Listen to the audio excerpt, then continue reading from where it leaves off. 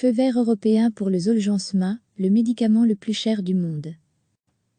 Le géant pharmaceutique suisse Novartis a annoncé mardi l'approbation conditionnelle par la Commission européenne de son médicament Zolgensma, qui traite l'amyotrophie spinale, une maladie génétique rare. Ce traitement, considéré comme le plus cher du monde, avait fait la une de l'actualité, l'an dernier en Belgique, lorsque les parents de la petite Pia étaient parvenus, grâce à un gigantesque élan de solidarité, à récolter la somme nécessaire, soit 1,9 million d'euros, pour soigner leur fille souffrant de cette pathologie. L'Agence européenne des médicaments, EMA, avait émis fin mars une opinion favorable concernant le Zolgensma. Le médicament a désormais obtenu le feu de la Commission européenne pour sa commercialisation dans l'Union européenne. Le Zolgensma est une thérapie génique en dose unique conçue pour s'attaquer à la cause génétique de la maladie en remplaçant la fonction du gène SCMN1 manquant ou non fonctionnel. Administré au cours d'une perfusion intraveineuse unique, Zolgensma délivre une nouvelle copie active du gène SCMN1 dans les cellules du patient, stoppant ainsi la progression de la maladie, fait valoir Novartis. L'approbation européenne vaut pour les bébés et les jeunes enfants atteints d'amyotrophie spinale, SMA, jusqu'à 21 kg, selon les directives de dosage communiquées par Novartis. La thérapie génique est commercialisée par l'américaine Avexi, société reprise en 2018 par Novartis. La firme devrait maintenant s'adresser au SPF Economy et à l'INAMI pour les modalités de prix, le remboursement et le délai avant commercialisation en Belgique, a indiqué à Belga l'Agence fédérale des médicaments et des produits de santé, AFM. Une fois l'aval européen, il faut environ un an avant que le médicament soit disponible sur le marché belge. La procédure demande en effet un certain temps, confirme à Belga Geneviève Speltinckx de l'Institut national d'assurance maladie invalidité, INAMI. La firme doit d'abord introduire une demande d'enregistrement du médicament en Belgique, ce que Novartis n'a pas encore fait. Ensuite, pour un dossier classique, il y a délai de maximum 180 jours pour rendre un avis.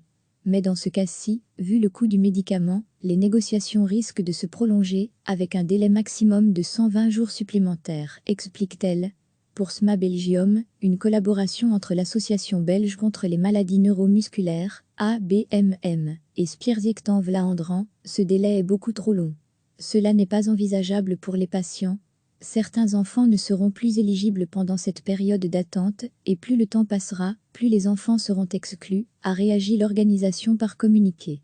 Celle-ci exhorte dès lors les autorités belges à fournir ce médicament aux patients dans les meilleurs délais. Chaque année, en Europe, environ 550 à 600 nourrissons naissent avec cette maladie neuromusculaire génétique rare qui entraîne la perte rapide et irréversible des neurones moteurs et affecte les fonctions musculaires, en ce compris la respiration, la déglutition et les mouvements de base. Le géant pharmaceutique suisse Novartis a annoncé mardi l'approbation conditionnelle par la Commission européenne de son médicament Zolgensma, qui traite l'amyotrophie spinale, une maladie génétique rare. Ce traitement, considéré comme le plus cher du monde, avait fait la une de l'actualité, l'an dernier en Belgique, lorsque les parents de la petite Pia étaient parvenus, grâce à un gigantesque élan de solidarité, à récolter la somme nécessaire, soit 1,9 million d'euros, pour soigner leur fille souffrant de cette pathologie. L'Agence européenne des médicaments, EMA, avait émis fin mars une opinion favorable concernant le Zolgensma. Le médicament a désormais obtenu le feu de la Commission européenne pour sa commercialisation dans l'Union européenne. Le Zolgensma est une thérapie génique en dose unique conçue pour s'attaquer à la cause génétique de la maladie en remplaçant la fonction du gène SCMN1 manquant ou non fonctionnel. Administré au cours d'une perfusion intraveineuse unique, Zolgensma délivre une nouvelle copie active du gène SCMN1 dans les cellules du patient, stoppant ainsi la progression de la maladie, fait valoir Novartis. L'approbation européenne vaut pour les bébés et les jeunes enfants atteints d'amyotrophie spinale, SMA, jusqu'à 21 kg, selon les directives de dosage communiquées par Novartis. La thérapie génique est commercialisée par l'américaine Avexi, société reprise en 2018 par Novartis.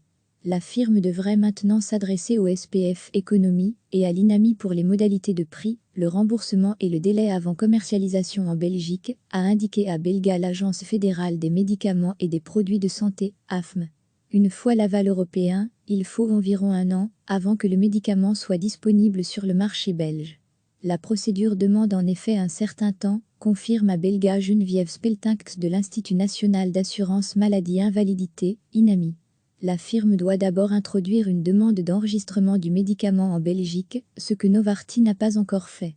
Ensuite, pour un dossier classique, il y a délai de maximum 180 jours pour rendre un avis.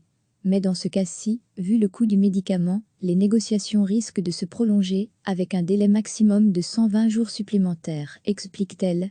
Pour SMA Belgium, une collaboration entre l'Association belge contre les maladies neuromusculaires, ABMM, et Spierziekten Vlaanderen, ce délai est beaucoup trop long. Cela n'est pas envisageable pour les patients. Certains enfants ne seront plus éligibles pendant cette période d'attente, et plus le temps passera, plus les enfants seront exclus, a réagi l'organisation par communiqué. Celle-ci exhorte dès lors les autorités belges à fournir ce médicament aux patients dans les meilleurs délais.